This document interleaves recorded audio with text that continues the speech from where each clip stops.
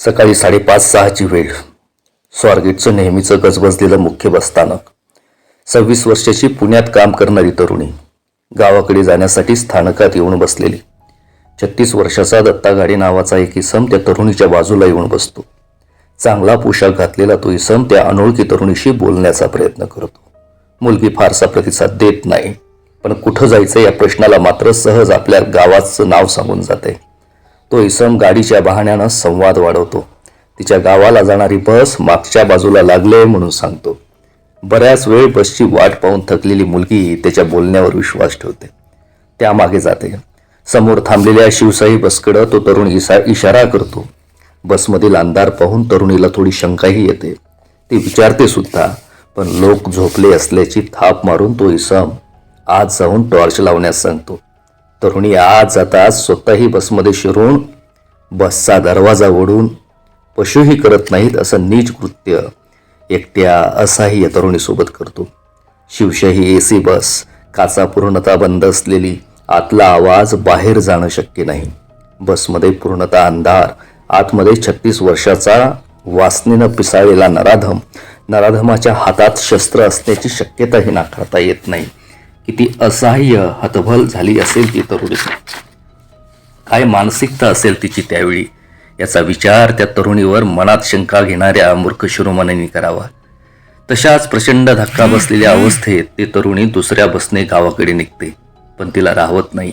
मनाची कोंडी होते आणि आपल्या एका जवळच्या नातेवाईकाला स्वतःसोबत झालेला प्रसंग ती सांगते. ज्या व्यक्तीला तिनं हा प्रसंग सांगितला तोही ग्रेटच. स्त्रीवर झालेल्या अत्याचारावर स्त्रीनं स्वतः बोलणं म्हणजे स्त्रीनं स्वतःला नाठाळ ठरवून घेणं ही आपली सामाजिक मानसिकता. अजूनही अशा प्रकरणात स्त्रीकडे संशयानं पाहणं ही आपली सामाजिक विकृती. आणि अशा समाजात झाकली मूठ 1.25 लाखाची या भावनेनं न पाहता ती व्यक्ती झालेला अपघात न दडवता त्या तरुणीला पोलिसात तक्रार करण्यास सांगते. त्यामुळे ती व्यक्ती ग्रेट आहे. एवढ्या प्रचंड धक्क्यातून सावरत ती तरुणी वाटेतच बसमधून उतरून पोलीस स्टेशनला जाते. तिथे आपली तक्रार नोंदवते. म्हणून ती तरुणी सुपर वुमन ठरते. नाहीतर अशा लैंगिक अत्याचाराला सोकावलेला तो नराधम आतापर्यंत बेफिकीर होता. गावात शांतपणे गावातील कीर्तनात दंगही झाला होता, कारण त्याला यापूर्वीचा अनुभव होता. त्याला माहीत होतं, जीवापेक्षा चारित्र्याचं प्रचंड ओझं असलेली भारतीय स्त्री स्वतःवर झालेला अत्याचार बाहेर सांगूच शकत नाही. यावेळेस मात्र त्याचा अंदाज चुकला होता. खऱ्या अर्थानं पुरोगामी महाराष्ट्रातील कणखर स्त्रीशी त्याची गाठ पडली होती. स्वतःच्या या बदनामीची पर्वा न करता त्या नराधमाला जगासमोर उघडं पाडणारी ती सबला आहे. ही सबलाच काहींच्या पचनी पडत नाही. त्यांना हवा असतो तुझा जीव.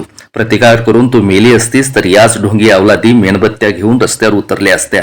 जे आरोपीचे वकील केवळ प्रसिद्धीसाठी तुलाच आरोपीच्या पिंजऱ्यात उभं करतायत, त्या वकिलांची वकीलपत्र घेण्याची हिंमत झाली नसती. समाजानंही या तरुणीच्या पाठीमागं भक्कमपणे उभं राहायला हवं. या धाडसी तरुणीच्या धाडसाचे किस्से आपल्या घरातील मुलाबाळांना सांगायला हवेत. या अगोदर दत्ता नावाच्या या नराधमानं किती महिलांच्या अब्रूची लक्तरे तोडलीत कोणास ठाऊक. म्हणून आम्ही सर्वांनी या सुपरवुमनला मनापासून सलाम